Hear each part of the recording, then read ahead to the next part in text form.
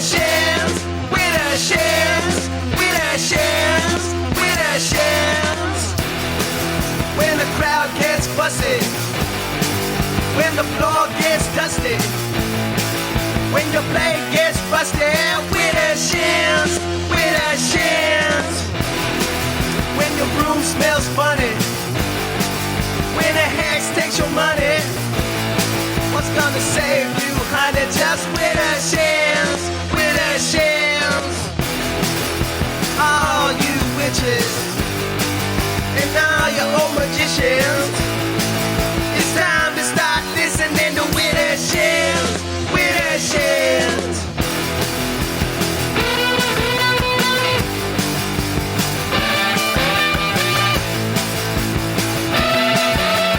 With her shins, with her shins, with her shins, with her shins.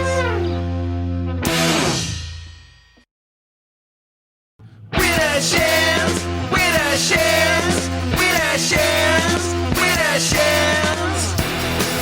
When the crowd gets fussy, when the floor gets dusty, when your blade gets rusty, with her shins, with her shins. When your room smells funny, when a hex takes your money, what's gonna save you, honey? Just with her shins, with her shins. All you witches and all you old magicians, it's time to start listening to with her shins, with her shins.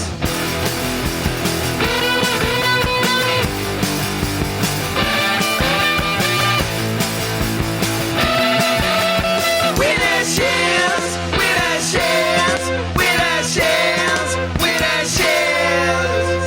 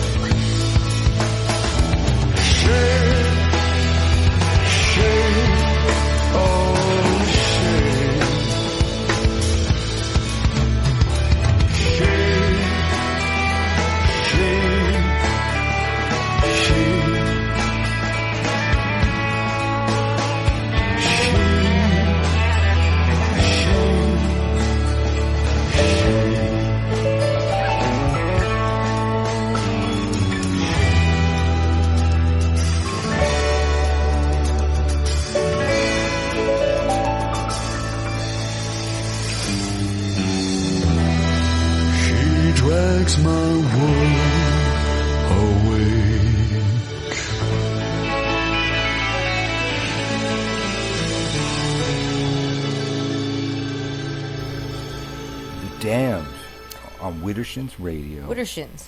I think we heard some Misfits back there before that, and I think taking us all the way back to the Widdershins theme song by the Derek Halmore Orchestra. A.K.A. Manwich. Manwich 3 on TikTok. We're ending the tail end that we know of the WitchCon Presenters Marathon. For now, we still have a few days left. A few days, and never know who's going to pop up. We just got another new one today, and we're running out of time. I think There's like a Carrie's week going left. to try and reschedule. Yeah, we're hopefully. trying to get Carrie. Couldn't make it. Was it Wednesday? Yesterday. Oh yeah. What day? I don't Saturday. know. Saturday. God, I lost track of the day. Widdershins. Radio for your spiritual side. Twisted approach to the left-hand path. All the paths in between. And tonight we've got Christine Stevens, who I don't think we got to see the entire time that we lived here. And then I know. Now she moved away. You were one of the first people. Oh. You were one of the first people we met when we first flew into New Orleans, and we kept meaning to see you, and it just hasn't happened. Yeah, there was this little thing called a pandemic. Yes. It kind of got in the way of things visiting. up. Yeah. Let's see, Christine is an Alexandrian witch and high priestess of the New Orleans Coven. She lives in the historically magical neighborhood of Old Algiers, at least when they wrote this. The only part of New Orleans on the other side of the Mississippi River. That's a place we haven't been to. That's the one where you have to take the ferry. Yeah, another place we haven't been. That's exactly it. So, yeah, you'd have to go down to the ferry landing, and it only takes about 5 minutes to go across the Mississippi, and it's one of the best ways to see the city. Yeah, and our main thing is we have to take our needy dogs everywhere we go. And so I found out you could bring dogs, so we were totally on board to do that any day now. And then COVID just kept going up and down and up and down and up and down, and here we are. So Christine grew up with magical heritage of her Sicilian and Irish family, gravitated towards a magical path at an early age. Let's see, Sicilian and Irish. She's probably kind of vengeful. Huh? You probably don't want to mess with her. I have relatives on both sides that like to have a cocktail and blow things up, so yeah. Well, Merry Meet again. Yes. Welcome to the show. Thank you. See, you're teaching practical priestess. Well, no. First of all, can you tell us a little bit about your practice and how you got involved with the New Orleans Coven and all that stuff? Mm-hmm. Yeah, I think that, like most people, there is a huge journey that gets you to where you need to be. There's a couple of missteps, there's a couple of exciting things, and mine was no different. Yeah. Realistically, I'm one of those people who always just kind of knew stuff, and, the Irish side of my family absolutely understood this, and, the other side of my family was like, yeah, we don't talk about things like that. Yeah. So I had a little bit of experience, the home cures and the folk magic spells and things like that, the malotia. But I really didn't get a chance to explore past my family until I was a teenager. Mm-hmm. And once I became a teenager, you get out a little bit more. You have your own way of getting around without your parents taking a look at every single thing you're doing. Yeah. And I explored what I could at that time. So, not to date myself, but I was a teenager in the 80s. So what you would find was... exactly. I think we're all about the same age. And, it was Uncle Bucky's big blue book, and it was, Madame Blavatsky, and it was, some really basic stuff that your average library would have and your occult shops. You didn't have the massive amount of practitioners that we have now from many different paths, writing and making these writings easily accessible. Mm-hmm. So, I read everything I could get my hands on. I moved to the UK in the mid-'80s, and that gave me an opportunity to experience a little bit of what you would call British traditional witchcraft. Now, over there, people are not nearly as open. And, everything's very, pretty secretive. At least it was in the 80s. I'm sure now that it's very, very different. Mm-hmm. I've actually been lucky enough to visit with some British practitioners. But at that point in time, you had to know somebody who knew somebody who maybe had a shop, and you'd start those conversations. And in that manner, over, couple of years, I got a little bit of exposure, and it was great. And the ideas behind it resonated with me, but it just didn't click. I knew that it was close, but no. So, came back to the United States, and was just a solitary practitioner still, just getting everything I could to read and to practice and decide what fit within my magical world and what didn't. But at this point in time, coven life really wasn't for me. I had met a couple of, covens, not Alexandrian covens, and they were very, very wonderful people and very warm and welcoming, but it wasn't something that I said, yes, this is what I want, this is what I need. And the funny thing is, I didn't meet Brian first. I met Christian first. So, circle back to about Me too. 10 years ago. And Christian was looking for a house. And I was living in Algiers Point at the time. And he was looking at one of the houses that I had looked at. And we started a conversation, and we talked about title companies. And there was, hey, let's grab a drink or coffee. So we did that, and that's how I met Brian. Huh. And we shared a couple of different anecdotes over the years of how that went. It was really nice to meet them face to face. And a little bit later on, I reached out to Brian and I said, "Hey, let's go to coffee. I'd love to talk to just you." Yeah, I haven't really spent much time with Brian at all. I think we've been in the same room like 3 times. Yeah, it's usually Christian and Brian, or you're doing something like a Hex Fest or WitchCon with just Christian. So I really wanted to talk to Brian and find out what his deal was. I mean, I kind of knew a little bit about the background because he shared that over drinks. But I was like, I'd like to learn about this. And he was having a little bit of a soiree where he was getting a couple of folks together, and he invited me. And I said, okay. And it was nice, and we talked, and there were just a few of us at that point in time. And Carrie was actually one of them, which was great. I'm sorry, who was actually one of them? Carrie. Carrie, who was supposed to be on last time. Oh, Carrie. Yeah. Oh, I'm sorry. I thought you said Jerry. Okay. Oh, yeah. No, I don't know any Jerrys, but yeah. I think, Me neither. I think when we were looking for guests, several people, I was just scrolling through, and if it said New Orleans, and we immediately invited them, and then it turned out, more than a handful of them were all coven members from the same coven. So yeah, we had on a few of your coven members now. Well, yes, because that's probably something we're going to get into in this conversation is what is it like to have a coven of, people who are all over the internet and who are, working in the shops or professional readers or professional authors, and there's a lot of that going on. But yeah, I finally got to where I was with Brian, and I had a wonderful time, and I absolutely clicked with the people that were there. But it took a long time to actually ask, the all-important question, because to me it was, okay, I've been a solitary practitioner for X amount of time. My background is more, herbcraft and scrying and like that. It's not, Enochian magic or something like that. Yeah. So I was like, wow, what am I really going to bring to the table with this, this very learned high priest?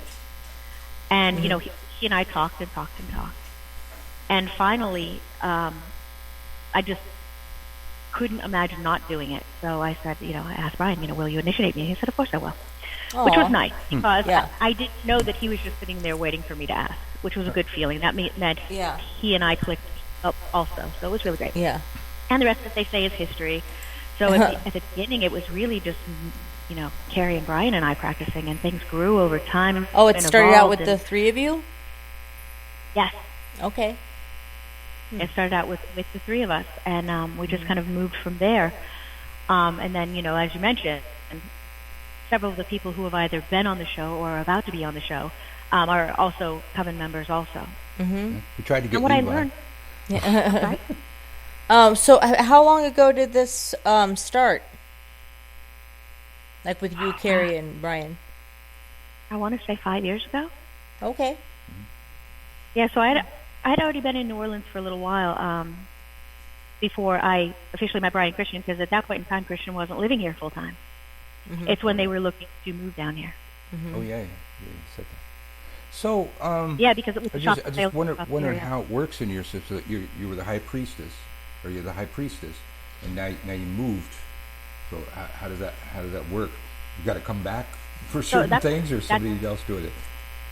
Well, that's the thing, because I will, much like, if, Val comes to visit, or, Maxine Sanders, comes to visit, or somebody comes to visit, that if Sandra comes to visit, Sandra and Kevin, all of these people, they visit the coven, and they're still, welcome to circle with us because they are Alexandrians, but at the same time, it's not the same. So when I needed to move, which just happened a few days ago, I'm no longer the high priestess of that particular coven. I have the opportunity to start my own, find my own initiative. And, people that's totally the way it was in our traditions. Like every coven had to be separated by a league, which is roughly 50 miles.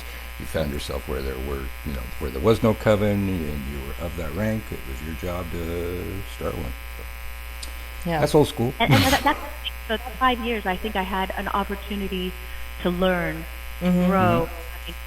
I have to say that I was very blessed in the fact that my high priest is probably one of the most knowledgeable people, in the United States regarding Alexandrian witchcraft, and I was just so thankful to be able to learn from him, and to be able to take that learning now, and to, start my own group in a part of the country that I can't imagine they have an awful lot of exposure to British traditional witchcraft or Alexandrian witchcraft. I was going to ask you. I wasn't going to talk about where you're moving, but what's the general scene there like, for lack of a better word? Got a really cool house. Well, I'm kind of in the middle of the buckle of the Bible Belt. Yeah, I'm close to two big cities. So I'm not too far away from Cleveland. I'm not too far away from Pittsburgh. I mean, everything is pretty drivable. But at the same time, I'm not sitting in a metropolis. I'm sitting in a fairly rural area. I'm not in farm country, but it would only take me about 10 minutes to be there. So, yeah, I can't imagine that there's a whole lot of folks that are growing corn and soybeans and secretly wishing to practice Alexandrian witchcraft. But I guess we're going to find out, right? Yeah. They're maybe that's your special purpose. Well, when a priestess arrives, it's like a magnet. They show. Yeah. When it's time to do it, it's like time a beacon. to do it. Yeah, I would agree, because say when the student is ready, the teacher will appear. Absolutely. Yeah, maybe that's why I'm here. That was kind of a variation of what I was drawing off of. Yeah. So I don't really know much about Alexandrian at all. I know Gardnerian pretty well. I don't know if Ferrarian's actually a word, but the Ferrars and Buckland, of course. What would you say are the differences between those that we know of and which y'all practice? Well, so there's a lot of differences that I can't speak about, obviously. Well, yeah, and not the secret ones. Maybe after a couple drinks. Yeah, I would just say that they are very different flavors of, especially when you say Gardnerian and Alexandrian. They are cut from the same cloth, but perhaps a different pattern. So there are many things that we do that are similar. So if you were a Gardnerian and, you sat down and you compared notes and you compared books, not that would actually happen, but if you did, you would find similarities. You'd also find a lot of differences. So yeah, that's one of those ones that I'm going to dance around, because there are lots of books that are written about this particular thing, and what you'll also see is there's no clear-cut answers in that space either. There are things that, by asking certain questions, we absolutely know if somebody says they're Alexandrian, whether they truly are or not. And it's easy to decipher. And I'm guessing within your path, you've also got those secrets and those tells, so that if somebody said, hey, I learned, I studied, you'd ask them a couple of very important questions, and by those simple questions, you'd know whether they were telling the truth or not. Yes, absolutely. And that's really funny, because there's so many flavors of witchcraft today that people are like, well, I read a book on this subject, and I dedicated myself to this god, and therefore it makes me this type of witch. And I think in some areas that's probably an appropriate statement, but I can definitely tell you that's not how it would go down as an Alexandrian priest and witch, because we initiate people. And there are things you have to do in order to move through, initiations, that type of thing. And once again, probably very similar in your world. So, let's see, a Gardnerian high priestess would be 3rd degree. Same in your system? I am a 3rd degree, yes. See, ours, it would be 4th degree. Second, it's a initiate, teacher, priestess, high priestess. So and actually, but most systems tend to do that. We could potentially be a high priestess of a smaller group with some oversight at 2nd degree, because there are folks out there I know that have done their 2nd and 3rd separately. Typically we don't, but yes. So technically, you could have a 2nd degree that says, "I am a high priestess," and they could be. Yeah, well, there's always been that confusion. I think it was in Gardnerian that you were after initiation, you could be an acting priestess with regard to the rituals, and to the kids on the internet that has translated to you're suddenly a priestess or a high priestess after a year and a day. Because they heard that somewhere. I've been on TikTok for a while. Year and a day is great for hand fasting, and it might be a general rule on how long it might take you to do things, but everybody has their own path and their own timeline. Yeah. Some people can sit down and dedicate things full time, and they're going to do really well. I would hope that they wouldn't rush through something as important as the teaching, because much like any Book of Shadows, we have a bunch of stuff there that most of what you learn is by asking questions and by understanding in what order, what's missing, what's there that's not quite correct, all those different things. That's what makes it a little bit safer with it. Because people are like, oh, the Alexandrian Book of Shadows or the Gardnerian Book of Shadows or whoever, it's out on the internet. I don't need to get initiated. And it's like, yes, you do. And there's a couple of key reasons for that.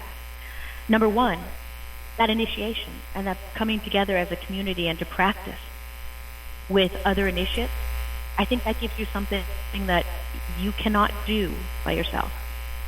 Number two, it's also because what we learn is very, at least what's written down, is very standardized, and the way that we teach it is pretty much the same. Now, every coven is autonomous, which means while Brian and I ran the coven, there could be things that we said we as a coven are going to do, and it may be based off of Alexandrian craft, or we may say we want to bring this ritual into our world. It's not exactly craft, but it's something, for Sabbath, maybe we want to do something beautiful and different. In our teachings, we say specifically, this is not craft, so people understand the difference between these are the things that every Alexandrian is going to know. These may be things that are specific just to our coven. Yeah. Well, I think that sounds similar to a lot of traditions. Like a coven is like its own world. It's like its own state. Our tradition is a little different. Like in ours, a priest and priestess lead a coven. A high priest and high priestess lead a region. So we don't necessarily have a coven, but we have these covens. And with regard to autonomous, we had a coven one time of biker Trump supporters that were worshiping was Hecate and her consort Lucifer. And it's just like they didn't learn that from us. Yeah, and it's just like, but there's the autonomy things, and I'm just like, okay. Yes, and that's probably a key difference here, because in order to call yourself an Alexandrian initiate, you've got key things that you do. There is our god and our goddess. Now, not to say, much like every other, you can work with other gods. We've always said, if it works, use it. I can't imagine what they were doing was going to be very successful, but, to each their own.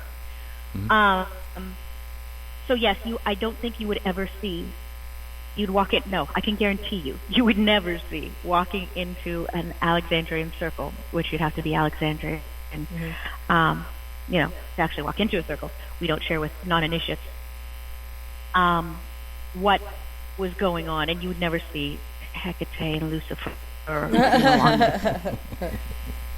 Maybe a little too much autonomy at times, but it almost made my brain explode, because you said biker, Trump supporter. I know.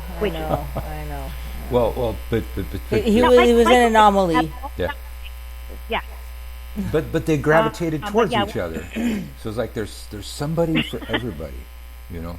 And but in our between you and us and the rest of the world, when somebody comes to us for a charter, that's like your walking papers. Like unless you really do something really horrible, we don't really have to be involved with your stuff ever again. So I was happy when they asked for a charter, because of that. So is there a certain amount of oversight after that, or no? Once they have their charter, it's go forth and do as you will. Mostly, unless it's really, really, really, really serious. We still kept in touch with them for a while. They kind of did their own thing. Yeah. I mean, in hindsight, if I could do it all over again, I would have done things differently. But just learn as you go along, I guess. But it was just, that was to illustrate the level of autonomy. Yeah. It was like we were absolutely opposed to all of that, and mixing their pantheons and the Hecate having to have a consort. It's like I don't know of a Hecate consort. I forgot whose book is that based on? Oh, somebody on the internet. Paul. I don't know. It's like some book they spend like $300 on. Yeah, you can only somebody get wrote on the a book internet. about Hecate and Lucifer. I forget what it's called. I've blocked it out because it's such a ridiculous text. But back to you. Check. You were saying. So yeah, I would say that it sounds like there are similarities and differences. Like you'll find with any initiatory tradition, there are things that are going to be the same and universal truths, and there are going to be things that are drastically different. And I think that's okay, because if everything was the same, why have different traditions, right? Right. Yeah.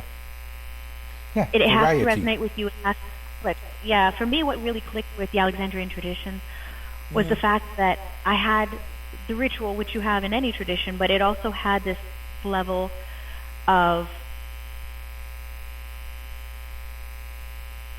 I'm not even sure how to describe it. I would use the word passion, because it was like the power of the ritual and the involvement of each and every initiate participating in that circle was something that was palpable. It was something that was really tangible for me. And that made all the difference in the world from anything else that I had been exposed to. Well, and that's hard for anybody to understand unless they're there. There's an energy present when you're present, and these things are going on. Yeah, absolutely, I get it. Exactly. If I was going to be, arrogant, which I tend not to be, I'd like to think that I was being cheeky in my answer. But the two things that I would say that I hear of that you can tell at Alexandrian Witch, number one, is the power. You've heard Christian say it before. The energy that you feel coming off of an Alexandrian Witch is different than what you'd feel from other practitioners of other traditions. The other one is, and I've heard this, and I would tend to agree, is the level of incense that we use is fantastic. Like I know that my coven mate Levi would use the word egregious, but yes, it is awesome. It really puts you into the headspace that allows for that energy and that power to do what it needs to do.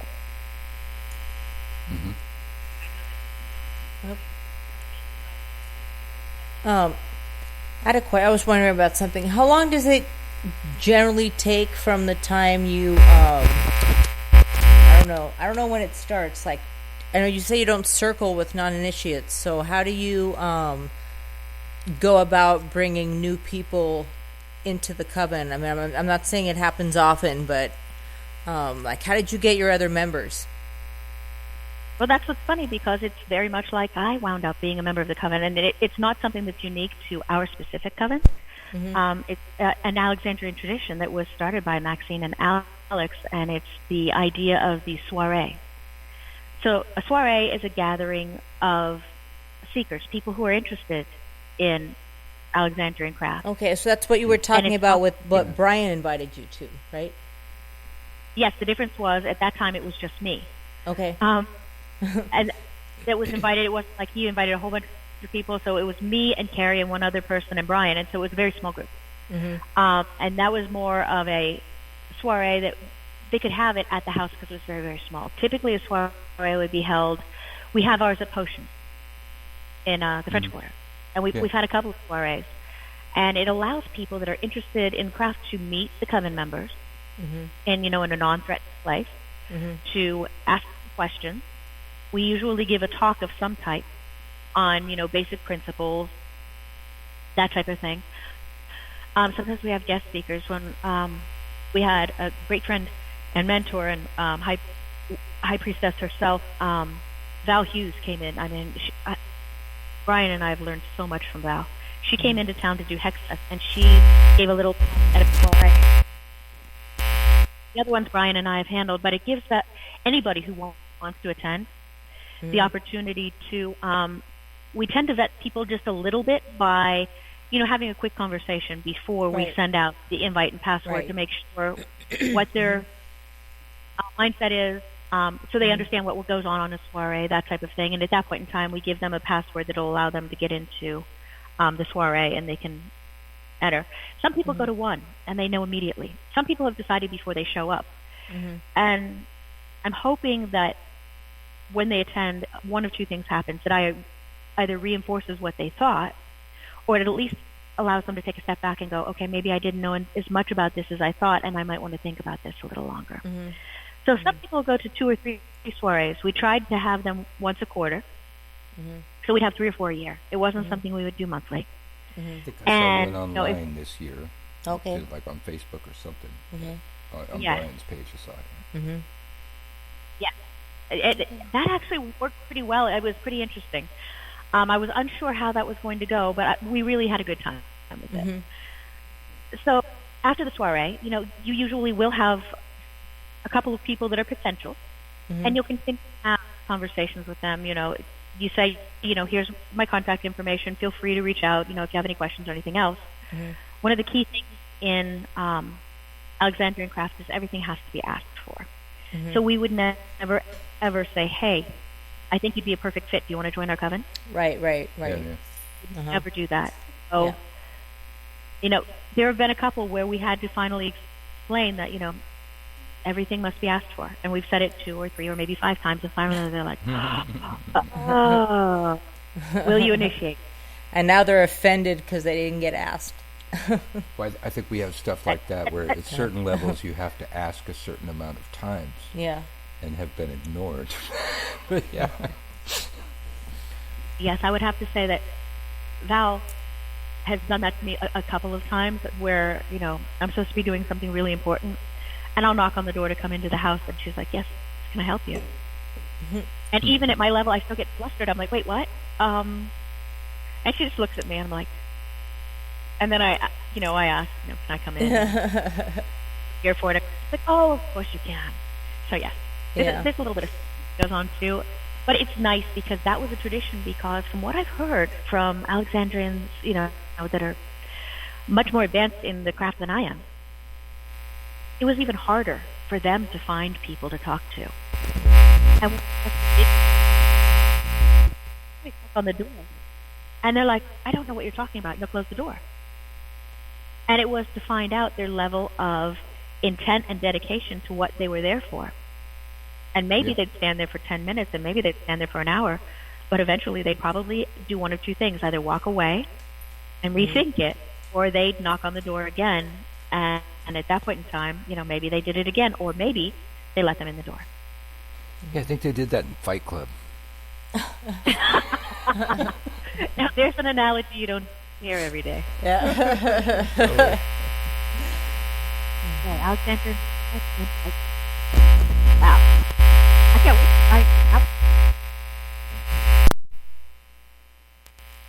Yeah, I was getting a bit of a hum. You hear that? Yeah, I got like this constant buzz on the line. Yeah, same. I'm switching by. All right, we're on the house mic. Whatever it was. Oh. Yeah, so now we got to lean forward. We lost a microphone during our marathon, and we've been reduced to my lapel mic, which I stick on my shoulder, and I just kind of lean towards Marta, and she leans in when it's time to talk. But now we're on the laptop Pretty mic for now. sneaky. There was some sort of. No, that's almost romantic. Yeah. How did we lose that mic? When did we lose dogs. that mic? Oh. They yanked it. It fell. Dogs. And they thought it was a boy? No.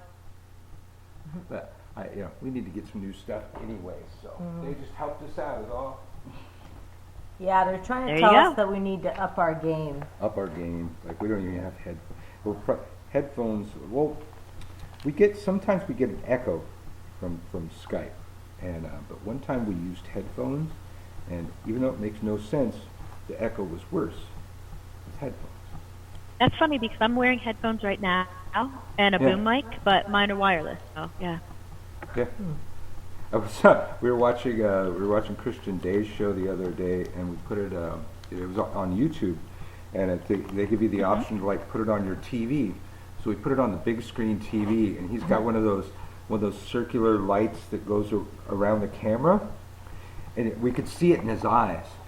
And when he looked into the camera, he looked like a robot or something. I texted him later and told I him. actually do have one of those. I used it for HexFest Virtual last year, and it worked really well because lighting can be weird and it's unpredictable. Totally. So to have some constant lighting is nice, but I absolutely know what you're talking about. It either lights up your eyes and you can see everything that's on their table and everything else, or it just makes you look demented. Yeah, there's that too. There's that too. I was doing a live one time, and somebody could see something Marta was doing reflected in my glasses because they were watching it on their big screen. Oh yeah, Well, I I forgot guess- what that oh, was. what- It was something perverted, Right. as I recall. Yeah. It's a family I was show. going to say, I guess We had like a rooftop terrace, and nobody could see us, so I probably like had my shirt off or something. So. yeah, if you're on a Marta rooftop still- terrace, why not? You're safe, right? Marta keeps leaning over and talking into my shoulder. Oh, yeah. And that mic's over here now. It's just a habit. I told you I almost wish I could see this because it sounds very cute and very cuddly. Not words that you probably hear very often. We are thinking of a video option, upping our game, but yeah, we gotta get a light like that, and some headphones, and mixing board, projects. Talk to Christian, he'll hook you up.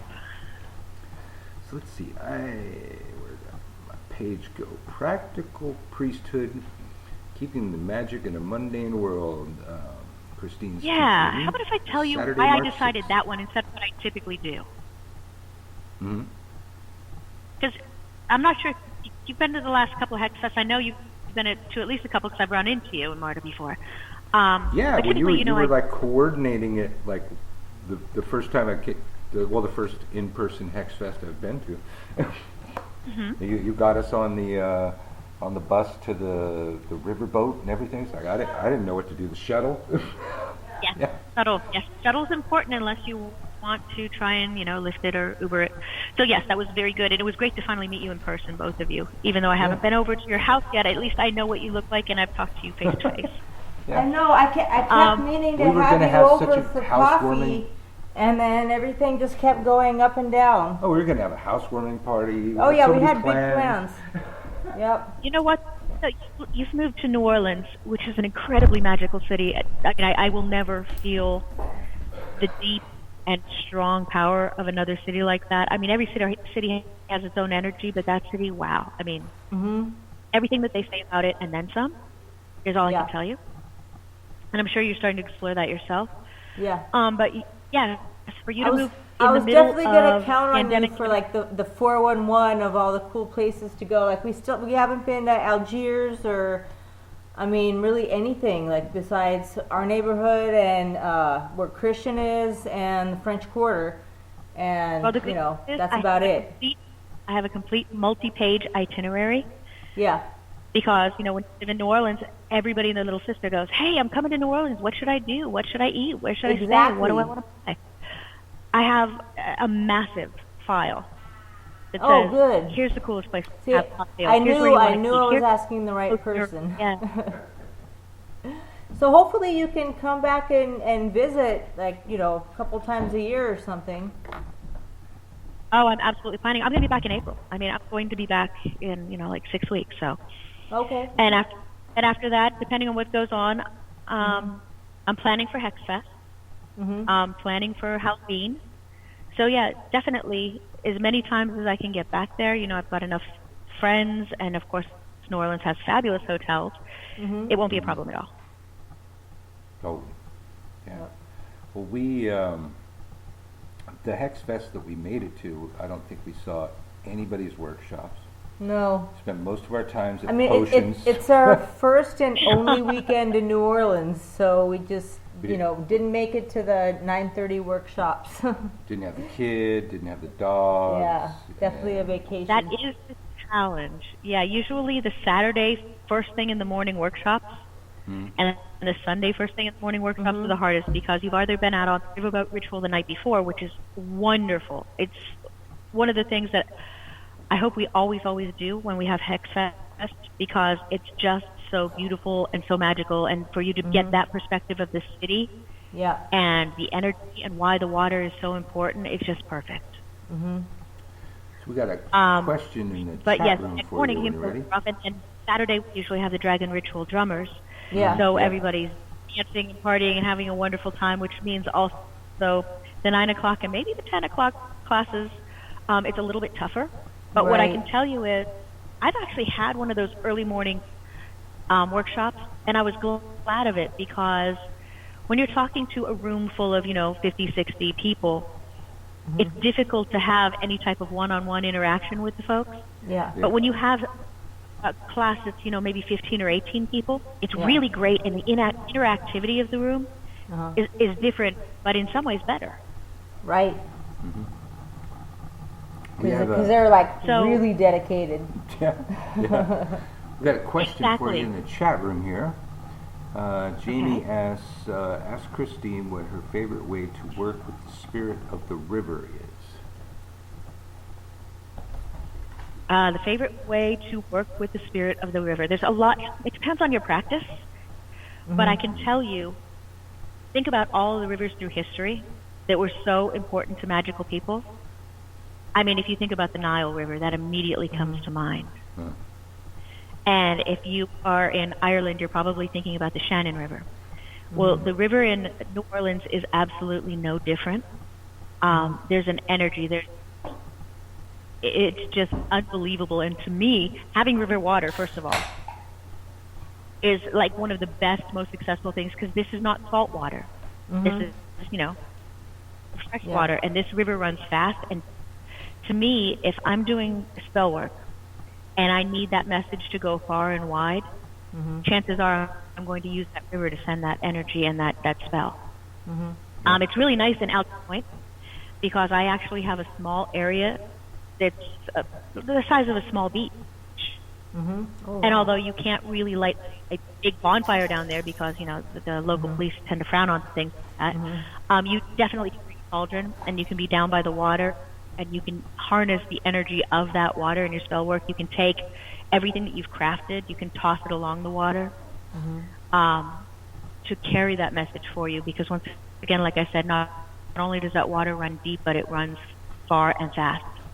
In New Orleans, people have used the water for, carrying messages and spells for many, many years. Where I live, it's historically significant for magic because that was the area of the hoodoo practitioners. If you wanted hoodoo work done, you went to Algiers Point because over in that area, that was a staging area for either the service industry workers, meaning the people that are working in the big houses on St. Charles and everything else, when they came over off the boat, and it were also any of the slave labor that might be working a little bit farther down. Algiers Point was a staging area for those folks for a certain amount of time, and that also brought that energy and those practices to that area. Now, the makeup of Algiers Point has changed significant over the years, but Algiers itself has kept those traditions and those practices. There are hoodoo practitioners, but they're not places like you'd find in the quarter where you're going to find an actual shop where you can walk in and buy things. It's more of still like the old school where you had to know somebody who does this work for you. Well, I've definitely felt the power of the river. I'm from California, grew up in California. I always look to the ocean, and I always thought that, that's the body of water that I have to move to or, always be close to. But then we came to New Orleans, and I was really taken by the energy and the power of the river. And this was actually the easiest move we've ever made. Also the furthest. Both of us have only lived in California, and this was definitely a far move. But everything just kind of fell into place, and I kind of felt like the energy of the river somehow was responsible for that. Well, it's not somehow. We went out to coffee with Christian. Yeah. And I think we had Sasha with us then, too. We did. And I had 3 lodestones to do. I thought I was going to do them for 3 different houses for a housing spell once we found the house. Christian took us out. We walked around with him, which really means walking behind Christian because he's got to have his cloak flying or that jacket of his. So we followed Christian around town a bit. After getting beignets at Cafe du Monde. Yep. Everybody wearing black and white sugar, powdered sugar all over here. Even Sasha was wearing black. Anyway, he took us down to the river and said, "You gotta make an offering to the river for the river to accept you to the town." And before we got on the plane, I took all of my. I usually have a huge. I never use exact change, so I usually have a buttload of change in here with my mojo bags and my roots, my stones, my left pocket. I had emptied all that out. I didn't have a coin for anything. But I had a tricked dollar that I had tricked in the hoodoo fashion that I just taught a class, and I had shown people how to trick this dollar, and it just so happened that I actually used my actual sigil to trick the dollar. That's the only thing I had in my pocket, one of these lodestones that had 3 drops of my blood on it. There's a perfect offering to the river. So that's what I would absolutely say so. And it would also be something that was going to say, you know what, I'm investing in this city. And sending that message is a fantastic. Now, as everybody knows, you can use water in general for a lot of different things, right? You can use it for floor washes, and you can use it for, bathing. I wouldn't recommend using Mississippi River water specifically to wash your floors. Although if you wanted to put a small amount into your floor washes, absolutely. If you wanted to put a small amount into your bath, along with everything else that you do, a vial full, absolutely. What I use it for is scrying. If I'm going to fill a cauldron, since I'm lucky, I lived 2 blocks from the river, I could run down, I could get, fresh river water, and I could take it back. I could sit in the courtyard with the moon over my shoulder and the whole thing, and using that water, which was, spirit of place, to me, I felt gave me a little bit more oomph into what I was doing. Nice. And I definitely wouldn't they got more questions here. They said, thank you for the last one. Your favorite divination style and how you enhance that power. Okay, so my favorite divination style is scrying. I have a shallow cauldron, a small one. I've got a black mirror. To me, scrying is something that I think everybody has something that innately comes naturally to them, and then there are other things that you can learn. To me, scrying comes innately to me, and it's very difficult to explain to somebody how to scry.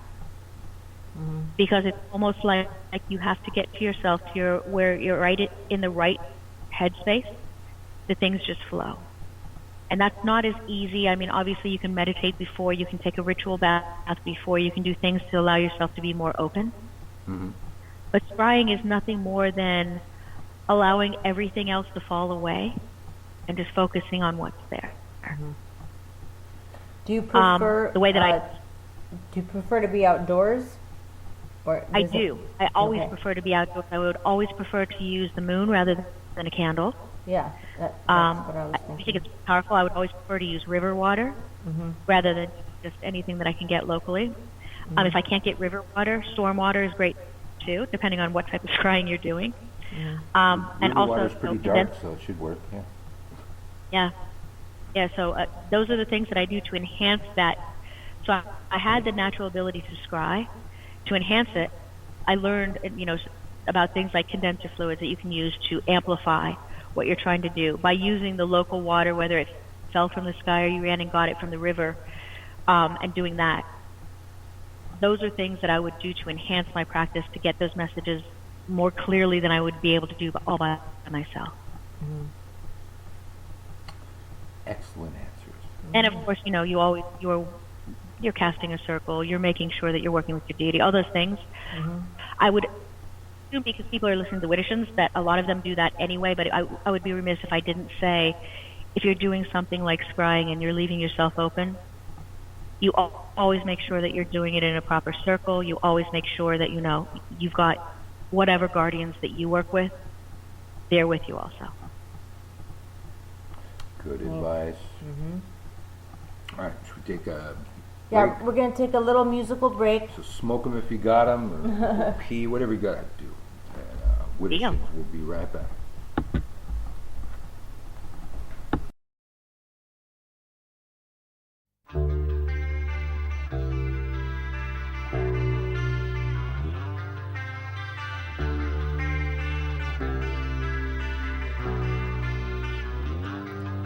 From the cradle bars comes a beckoning voice that sends spinning. You have no choice.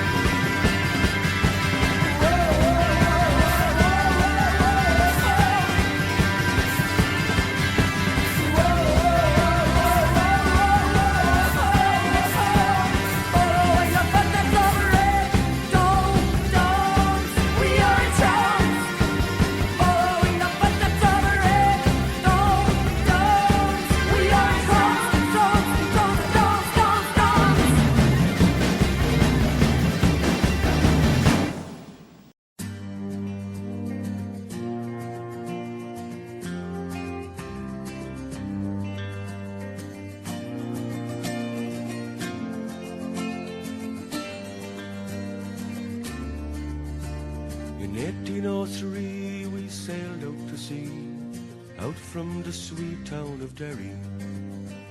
For Australia bound, if we didn't all drown, the marks of our fetters we carried.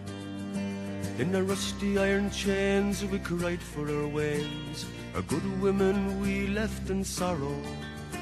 As the mainsails unfurled, our curses we hurled on the English and thoughts of tomorrow.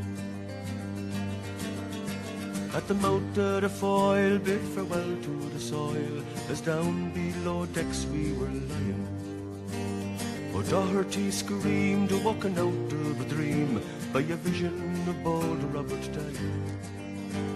The sun burned cruel as we dished out the gruel. Dan O'Connor was down with a fever. 60 rebels today bound for Botany Bay. How many will reach their receiver? Oh, I wish I was back home in Derry.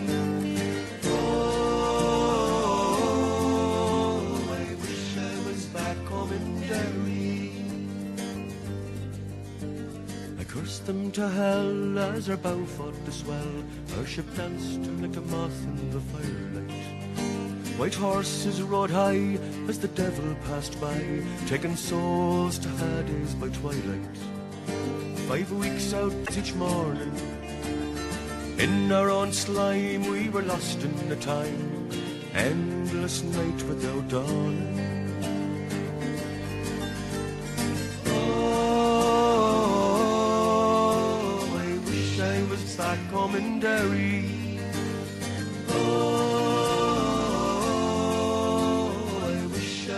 Back home in Derry. Van Diemen's Land is a hell for a man to end out his whole life in slavery, where the climate is raw and a gun makes the law. Neither wind nor rain care for bravery. 20 years have gone by, I've ended my bond, but comrades ghosts walk behind me. A rebel I came, I'm still the same. On the cold winds of night you will find me.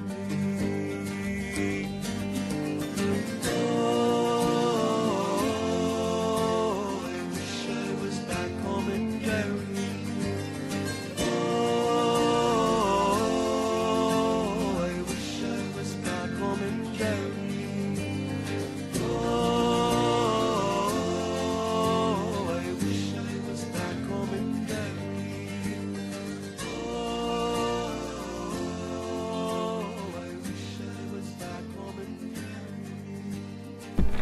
Christy Moore on Widdershins Radio. Oh, I forgot to bring the house music down. And we're still on with Christine Stevens, who used to be in New Orleans. All right, now, I'm not sure if Marta was out of the room. Did we talk about your class? I thought we talked about your class. I didn't think we. Well, I didn't ask. Well, Marta missed it, so can you tell us about your class? Yeah, actually, I was going to talk about why I chose that class rather than what I typically do. So, yeah, we started talking about, Hexfest of yore. And I typically do, working with your shadow, understanding the dark god and dark goddess archetypes. I just felt that 2020 was already so dark and so heavy, and that we're wrestling with our own shadows. And not only that, coming to terms with the shadows that were coming out of the woodwork from the people that we knew and loved, that maybe that wasn't the right class for this year. So I kind of hit the pause button on that one and said, you know what? For the people that I work with and the people that, in my coven, I'm always there for those type of conversations. But something, as I was trying to juggle working full time and taking on more responsibility at work, the high priestess role with the coven and, trying to move my household. My father passed. My mother had significant health concerns. There was a lot going on. Me understanding how to juggle all that as a high priest or high priestess is really important. Understanding, first of all, what is a high priest or high priestess? If you think about the days of old, people dedicated themselves, whether it was temporarily or full-time, to their god or goddess, and that's all they did. They didn't have a side job. They didn't have families. They didn't have a lot of the responsibilities that it comes with what we do today. So, fast forward to the modern world. We're not living in a temple. We don't have people providing for our needs. We have, real life responsibilities just like everybody else. How do you manage to juggle those things to make sure that you're ready to take on a role as a high priest or high priestess, because that to me is step one. Figuring out, can you do this, is one question. Figuring out, are you able to do this on all levels, is another question. Then also understanding, how do you maximize that opportunity for teachable moments, for making yourself available without, just burning your candle at both ends, because you are going to have real life responsibilities. Not everybody has the opportunity to be a full-time witch. If they do, you know what? Bless them. What Christian and Brian do are amazing with their shops and with their craft and with everything else. Not everybody has that opportunity. Yeah. And if you don't, I wanted to be able to offer some suggestions, some tips and tricks on, hey, first of all, how do you even know if you're ready for high priesthood? What should I be thinking about? What are the key things? Obviously, your tradition is going to have magical criteria. It's going to have things that you must accomplish before they'll consider you. But there are also real-life questions that you probably want to answer for yourself. Because what I can tell you as an initiate, whether it was my first initiation, my next initiation that made me high priesthood, there are always challenges that come with that.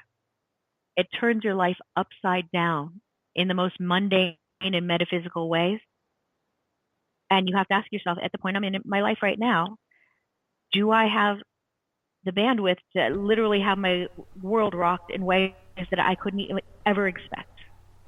If the answer is yes, then you're open to that, and you're willing to be flexible and change things around in your life to make this happen, I think it's great. But to walk in and say, nothing's going to be different, things are going to be different. So helping people understand that.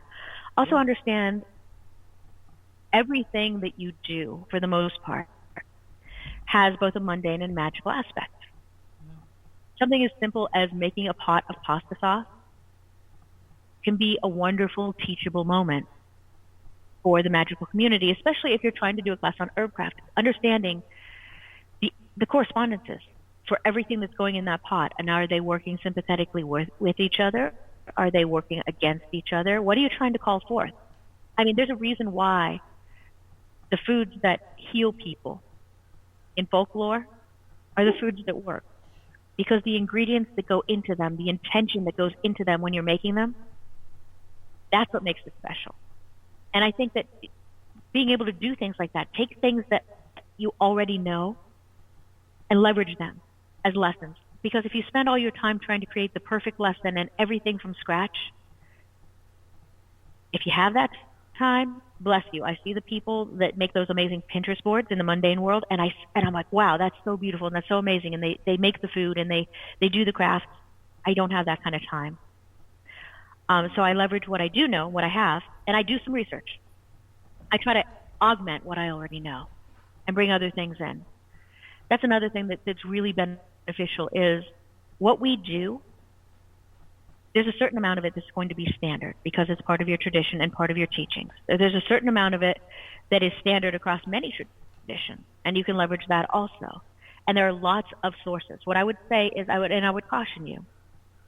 The internet's full of things. Just because you find something on the internet doesn't mean it's true. I mean, when I look at my sources. I look at Pinterest boards, sure.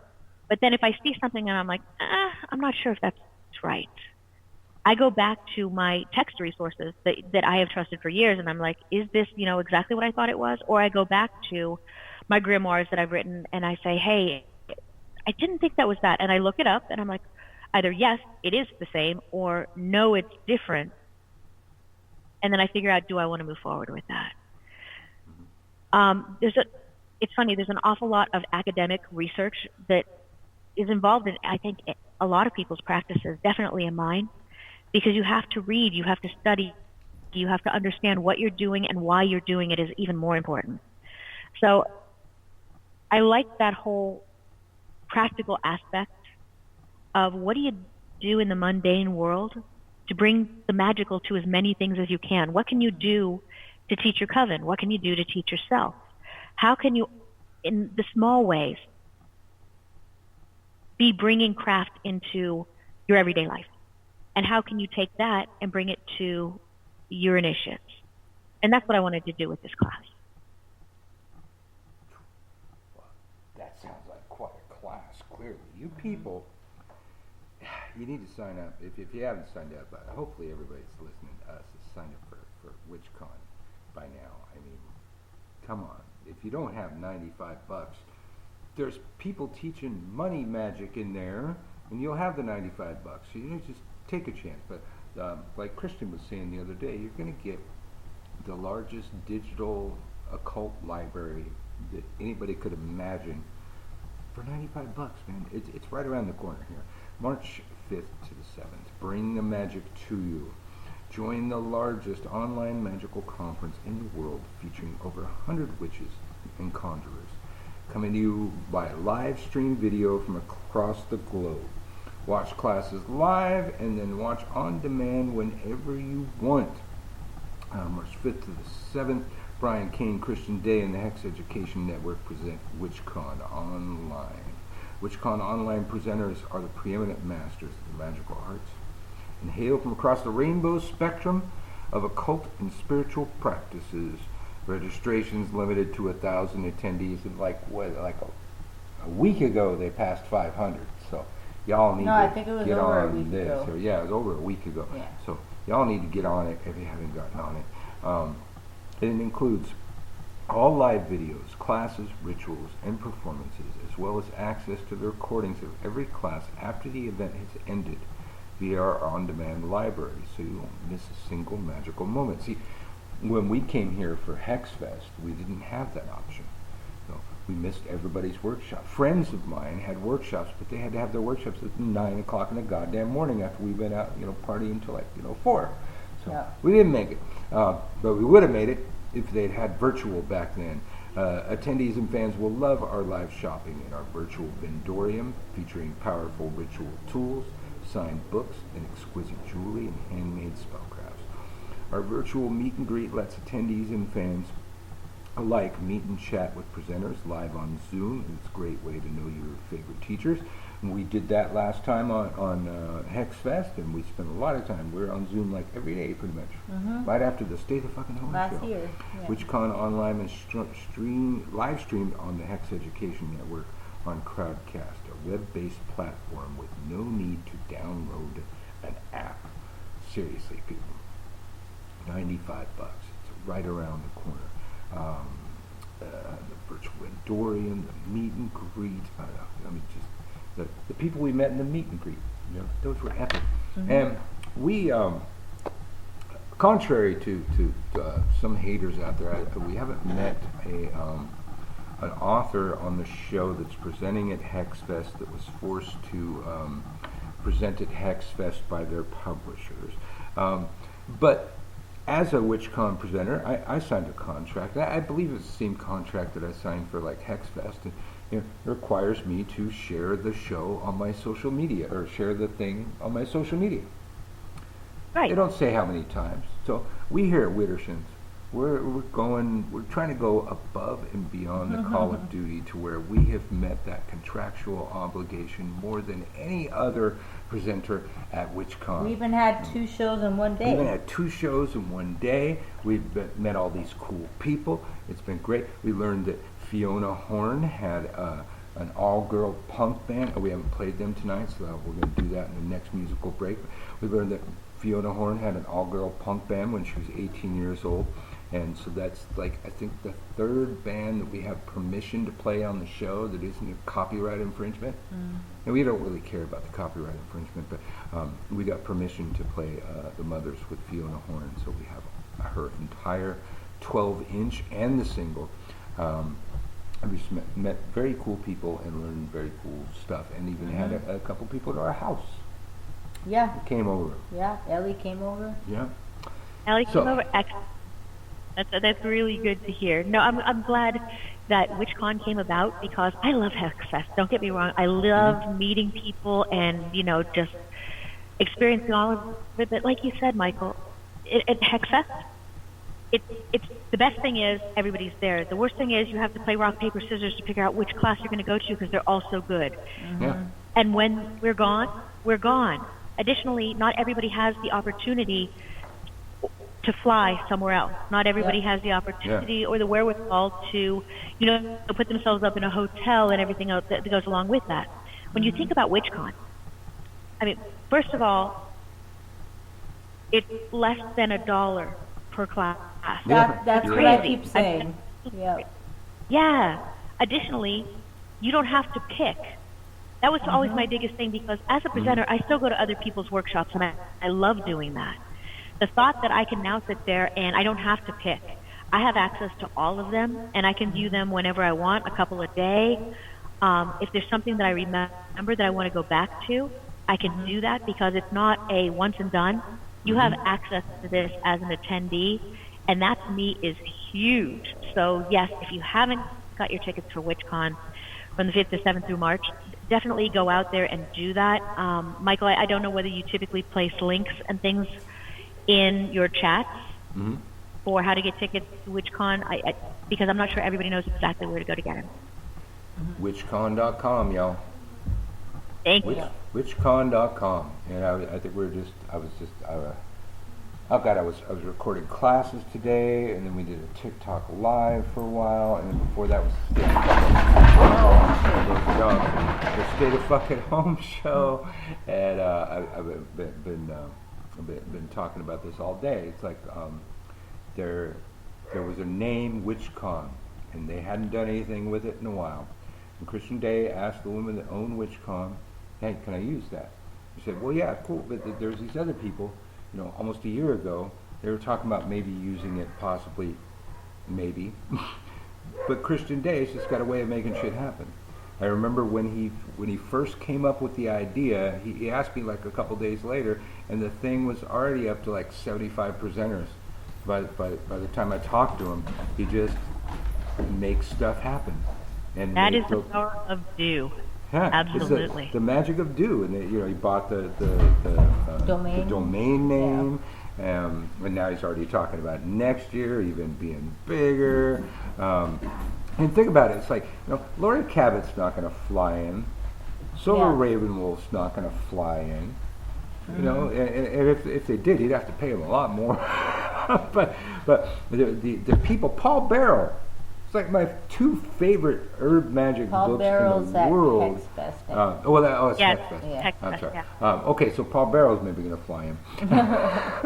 I'm getting it too confused. But big names. Yeah, and I've seen some people posting, like when I see the page come over onto my feed, people are posting, is it okay if I'm just starting out or new? And I always just go ahead and answer that and say it doesn't matter if you're new or if you're not new. You're going to learn something. You're always going to have this, arsenal of magical workshops to last you forever. And somebody else was asking, like, when do the sign-ups open? I want to make sure, I can sign up for the workshops I really want to take. And I'm like, if you have a ticket, you're good.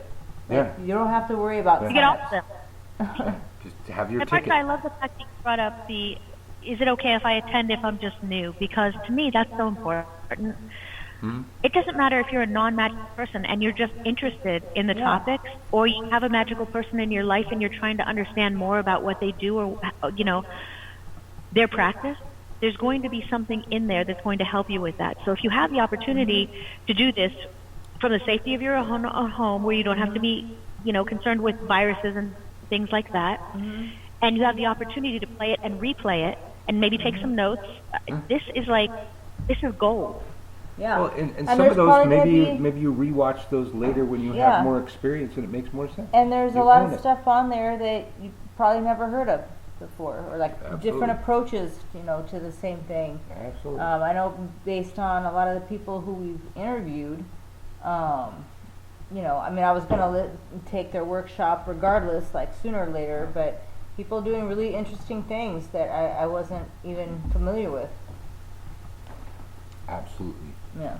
Yeah, I think everybody brings something different to their magical practice. I mean, even within our own coven, we have people that are focused on astrology, and we have other people that are fantastic at the Kabbalah, and we have other people that do conjure and root work in their own practice, and others that, are fantastic herbalists. We have a lot of different magical practices, even within what we call Alexandrian craft. Now we all come together and we agree on what we're going to do in our practice, but in our individual world, we all have the opportunity to learn and grow, because that does nothing but bring more to the group that you're with.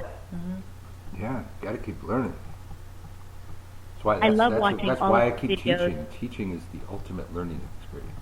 People are always going to ask me something that I hadn't thought about, and I'm going to have to give them an answer. So I got to learn about it so I can give them an answer. Yeah. I personally love that. It's like I run into people on the internet that get very mad at you if you know something that they don't know, and they're a 16-year-old high priestess and stuff. But I love when I run into some witchcraft or some magic that I don't know. Like, then I have something to try and know something about. Like, I got a lot of years there. I'm running out of magics to learn. I think you said something so important, though, because, first of all, I don't know seems to be the hardest thing for people to say these days. Yes. It's okay to not know, because this is a really big world, whether you're talking about the mundane world or the magical world. And there are always going to be things that you don't know. And if you don't stop and ask and take advantage of that learning that's right in front of you, you're going to miss it. I don't know. It's not a bad thing. Now, I know when I was not willing to pay attention to it and I threw it in the garbage, that's a different conversation. But I don't know. Yeah. If That's you the can't wisest humble thing yourself, you can say sometimes. right? Yeah, Yeah, okay, but- we don't say it to our spouses. Of course, we know everything, but yes, you have to, in the magical world, say, I don't know. For me, though, as a teacher, it's I don't yet know. Like, because for me, magic-wise, like if I don't know about it and somebody brings it up, it's like, oh, I'm gonna go try and learn about that thing. So maybe I'll have something to say about that later. But yeah, you gotta. People ask me that always, about death and the afterlife, and it's like, I don't know. I don't know. What I know is that people say a lot of things that sounds really pretty and makes us feel better, but I don't know if any of that's true. I don't know if I'm going to see my ancestors in the afterlife, or meet all the dogs and cats that went before me, or any of that. I hope so. That'd be great, but I don't know. Nobody's come back and really told us what happens. Yeah, no, that's kind of like the biggest secret in the whole world, right? We all have our beliefs, and we get glimpses. Whether it is ancestors or family members or other practitioners that have gone before. If you're lucky, you get a glimpse, but nobody really knows. We know what we signed up for. And then, it's like, okay, well, by the time somebody actually does know, it's like, the biggest secret, they can't tell you. So I don't know anybody who has ever talked to somebody who's gone beyond. And they said, oh yeah, here's what happens when you died. Here's, we don't get the handbook for the recent deceased. Yes. I mean, I know mediums, and that's the thing that never seems to come up. That ghosts come and talk to you about all kinds of stuff, but they don't really tell you, what happens. Yeah. Right. I'm blessed to have a couple of really wonderful mediums in my life, people that I know, and they will tell you, things about messages you're getting. They will tell you things about, maybe who you were, and things that they're getting from, tidbits from people who are on the other side. But what they don't say is, hey, be careful of this, because here's how you're going to die, here's when you're going to die, and this is how this works.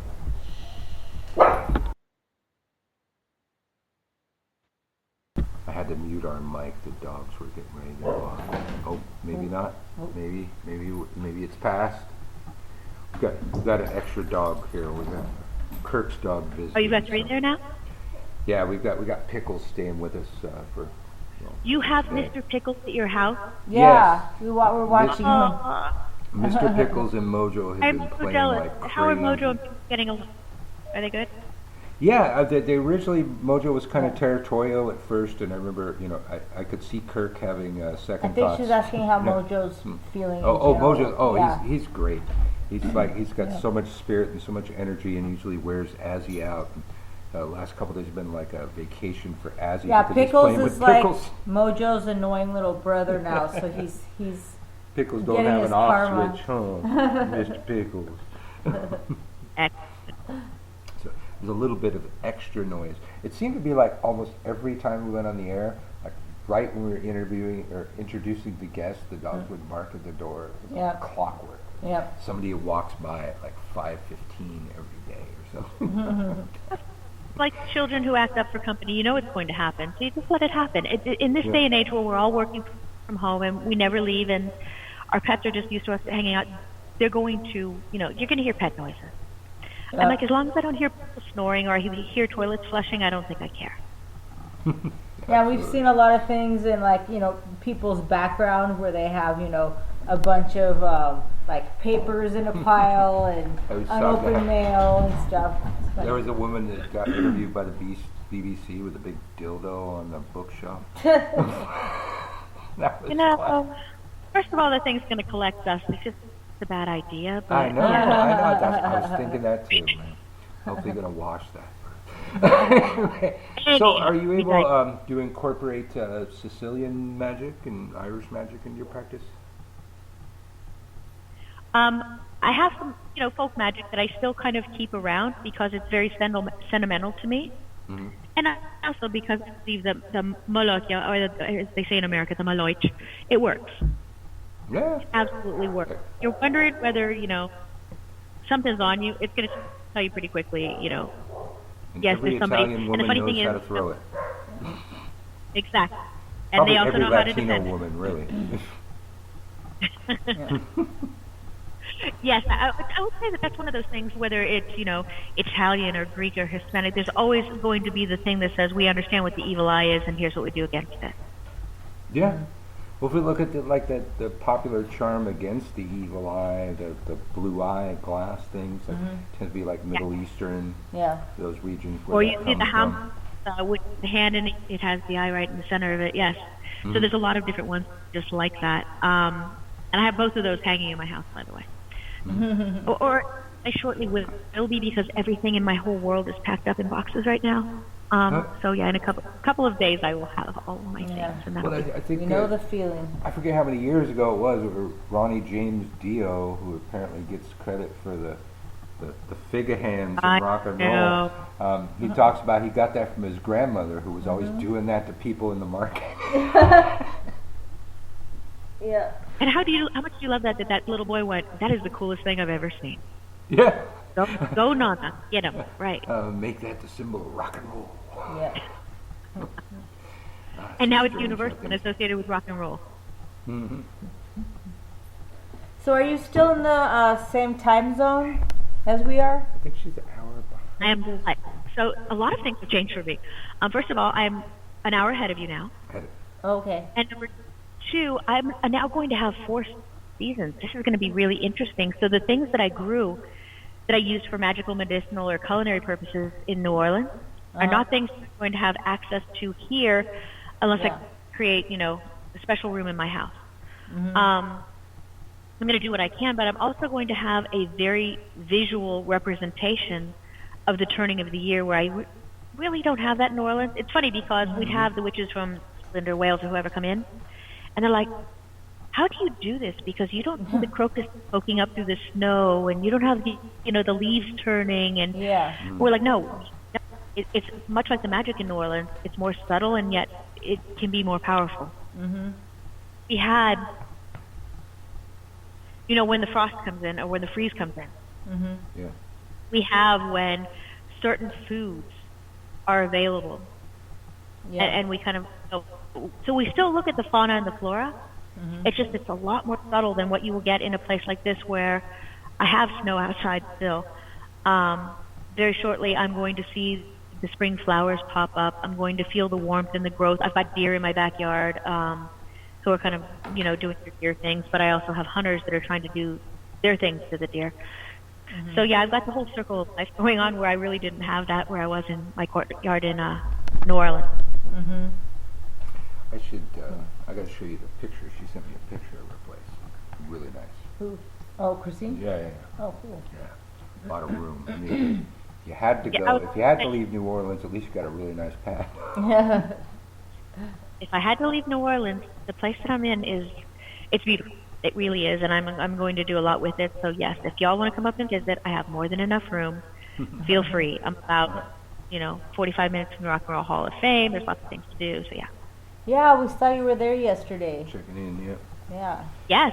Yes. Well, for And us you know in what? California, this Great. is pretty drastic season. Yeah, I Seasonal mean, changes California, you have, it's raining Summer or it's and not not raining, and that's it. It's pretty warm. Even when they're cold, it's not anybody else's understanding of cold. Yeah. I think fall is when the Santa Anas blow hard enough for the palm tree leaves to come off. Yeah. And that's dangerous. They come at a 45-degree angle and they'll spike you away about 40 pounds. Yeah, so Yes, those exactly. are the seasons. Summer, not summer, and fall. You never know when fall's going to happen. Yeah. Oops. I think that's important too, though. Back to the practical side of things is use what you have around you. Yeah. Whether it's the climate, whether it's the plants that will grow or not grow, whatever. Don't feel like you have to go get some exotic thing from some place that just because you read it in a book. We're still Find out working what on the figuring out what grows. Yeah, our rue plant really likes it here. It's doing really well, but we've had a couple, incidents where things just don't want to grow or If I they couldn't get grow eaten. rue, we'd have to move. Not okay. Exactly. How are you going to do your protection magic without rue? Exactly. Yeah. Exactly. So I have yes, not no. found where mugwort grows Yeah, yet. Christine, if anybody knows, Christine might know. Would you have any idea, does mugwort grow in New Orleans? Have you seen any? Yes, wort, yarrow, and wormwood will all grow in New Orleans. The trick is, right before it gets super hot, you have to bring it inside. So grow it in a pot. Okay. Because once Any places you've seen it it'll growing kill wild? it. Do what? Any places you've seen it growing wild? No, but you can ask Miss Ellie and see if you can maybe get some cuttings. Who? Miss Who'd you- Ellie. Wait, I missed Ellie. I Ellie. just said Ellie. Yeah, well, I know. I've seen I didn't ask pictures. Ellie. Ellie has Oh, wait, a I lot think I of did ask different Ellie, herbs and actually. things. Yeah. I think that's Ellie, what I would do, because like I- the places that I'm used to amazing. seeing it, I usually see it near rivers, Yeah. on the banks or near the banks. It usually comes around February. Yeah, no, I've walked 2 miles up and down the Mississippi. The problem with Mississippi is it's not conducive to a whole lot growing down there. I mean, you can get some stuff, but I haven't seen mugwort or yarrow growing. We can't actually get to the water around here. There's like old, dilapidated, decaying docks, and they're fenced off. And Here's what I'm going to tell you. Water. So, yeah, take the ferry over. Yeah. When you take the ferry, you can literally see where you can walk straight down to the water. Well, yeah, you were talking about like Algiers has like a beach. Yes, talking it's not about? really a beach. I wouldn't go standing or there either. But people, Yeah. will go down and they will take their dogs down there, or you can go walk around and get some plants, things. When I need Mississippi River water, I will go down there. I think that no matter where you live, it's important to incorporate spirit of place. Yes, absolutely. Use what you've got. Use what's native, because it's going to have a bigger bang for your buck than buying something that you need that grows 6 time zones away. Yeah, and it's dried, and who knows how old it is. Depending on who you get it from. Herbs lose their potency. Exactly. The life force. Yeah. Really, you want fresh. You want the life still in the plant. I think the Druids said the fruit closest to the vine is the sweetest, which meant to eat the thing right there. Like take it from the vine and eat it right next to the plant. But the idea was that it had the DNA, the vitamins for where you live. Like you need to eat the stuff locally because it has the stuff needed for you to survive there, rather than like buying apples from halfway across the country and shit. Right.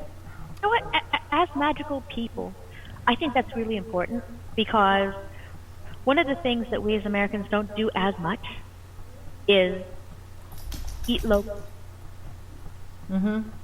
Yeah.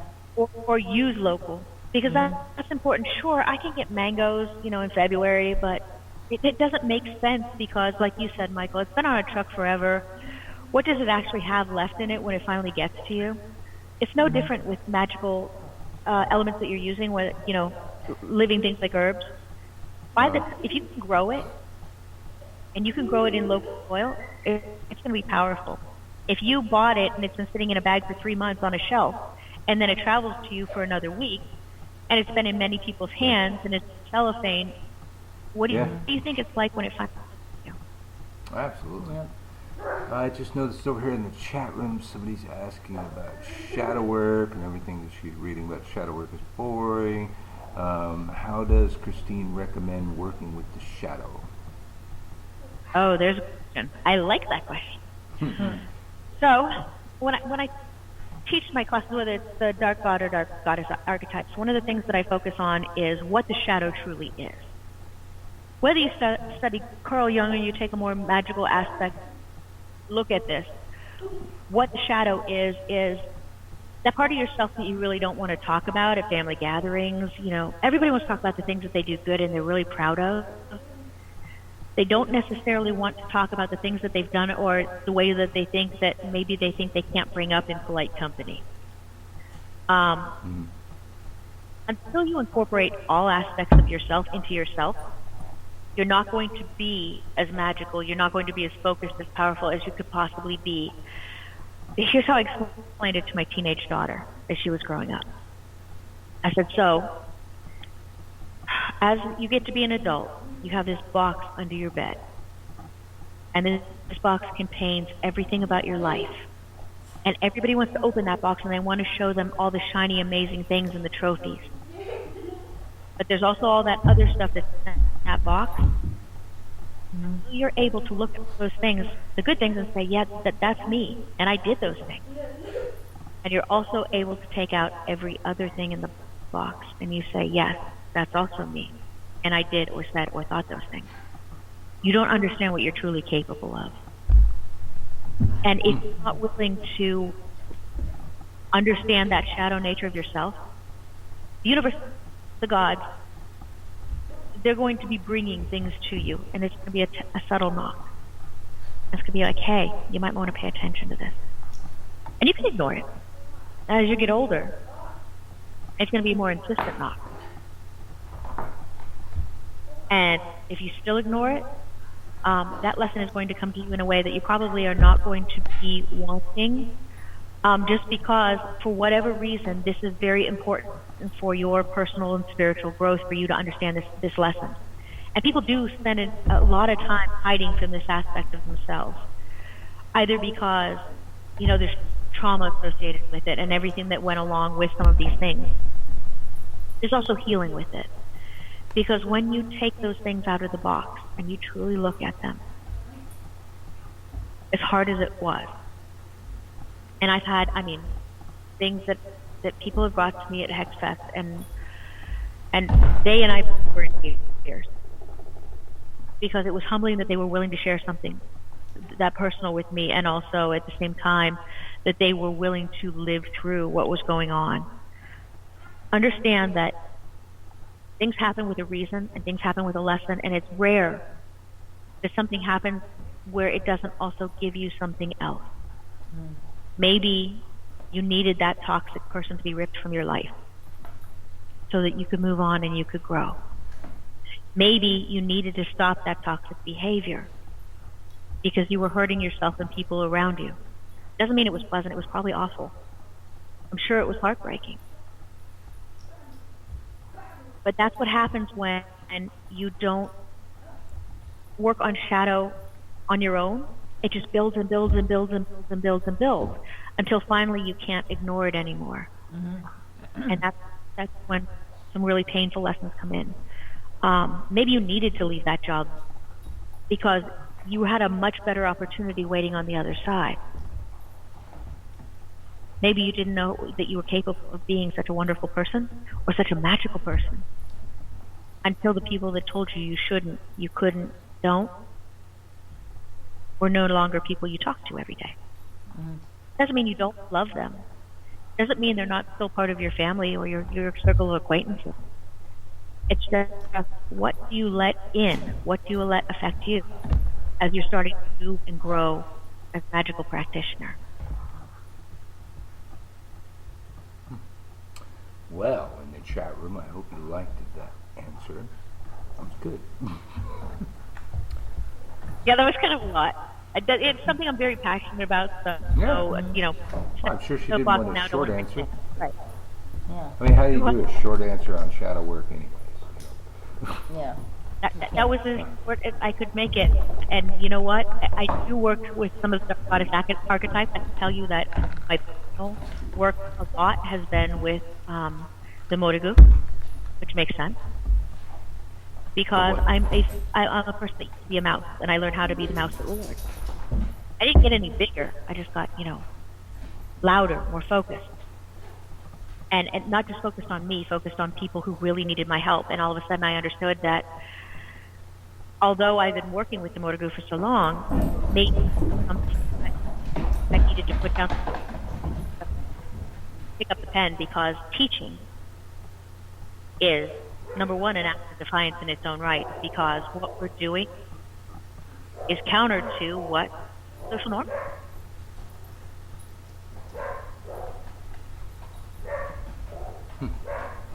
Sorry, we just had a stampede of dogs running through the house.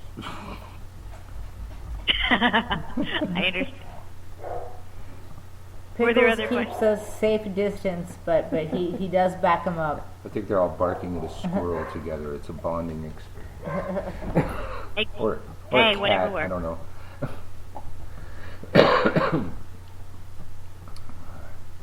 Got any other questions, honey? I'm good. I have learned some things, and our chat room has learned some things. They're all saying thank you. And Christine Silva's also saying, I agree, yes. So everybody agrees. Not getting any hate over there. You know what? Hate is not necessarily hate, although, occasionally it truly is. To me, hate is, I don't agree with what you're saying. I have a very different perspective, and it doesn't line up with what you're saying. And as long as we can have a discourse and it doesn't have to be angry, I'm okay with it. Hey, I love a good debate. Bring it. Because the other thing it does is, as a human being, it also forces me to rethink and to defend the position that I'm taking. Yeah. Is this something that I truly believe? Is this something that I just read that I'm parroting? Is this something that I've practiced and I've integrated into my personal work? What is my perspective on this, and how firmly am I willing to stand on this ground? Additionally, like you said, Mike, you constantly learn from other people. And every once in a while, along with all the internet crazy stuff that you hear, there's some true nuggets of gold. They really are. And they lead you to research and to read and to study more. And that's never a bad thing. Even if you decide at the end of the day, I learned something, even though I don't agree with it, the next time I have a conversation with somebody, I at least have a place where maybe I can meet them in the middle. Yeah. Absolutely.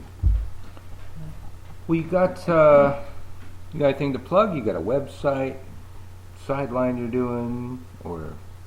The funny thing is, I'm a corporate witch, so I work for big corporate America.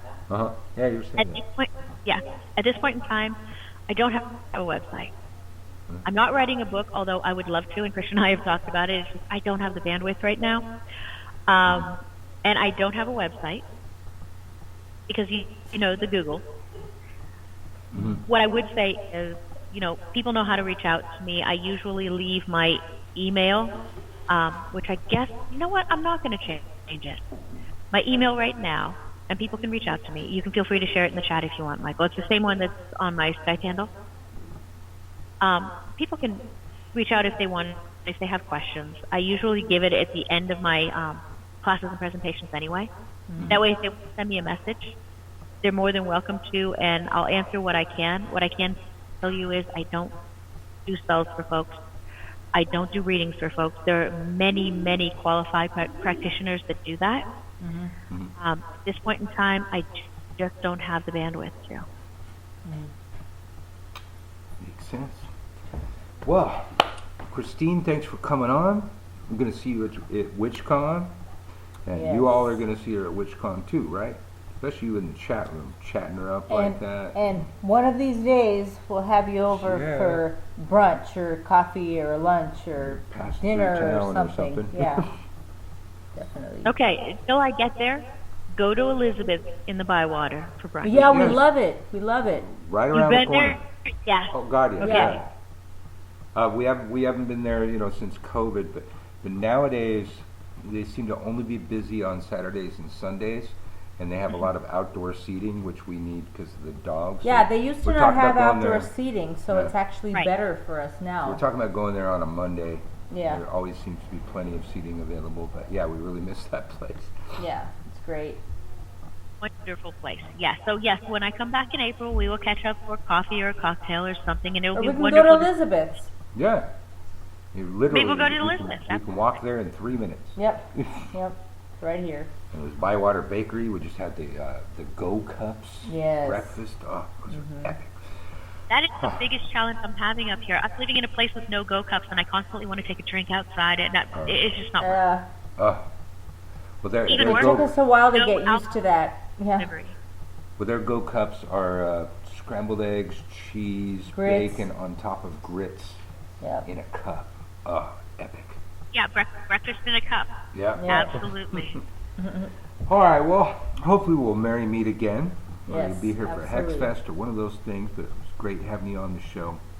And I don't know about you, but I learned some Thank you things. very much for Yeah. the time and for the conversation. All right. Well, thanks for coming on. We'll have you on again, I'm sure. Thank you. Blessed be. Blessed be. Thank you. Blessings to you. And Oh, as he thinks he's going on another walk. what's the line in about dog? Well, he heard you wrapping it up, so he thinks. No. Yeah. Well, that's That what I'm happens. saying. He thinks it's time for We another walk. we do a daily show called the Stay the Fuck at Home Show. And Yeah. it's like I say something to the effect of, "All right, y'all, Something like that. stay Yeah. safe, stay at home," and that's the dog's trigger. He knows that walk time's coming right after that. Now he thinks it's just going to happen Yeah. all the time. Yeah, I always take you for walks in the middle of the fucking night. Sure, dude. So, one more time, man. You got to get over to WitchCon.com.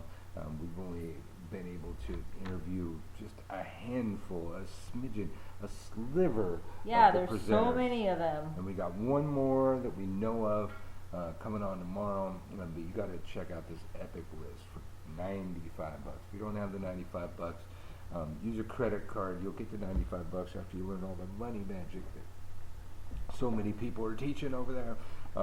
You got to check it out. But one of the things that we learned while preparing this marathon of broadcasts is that Fiona Horn, who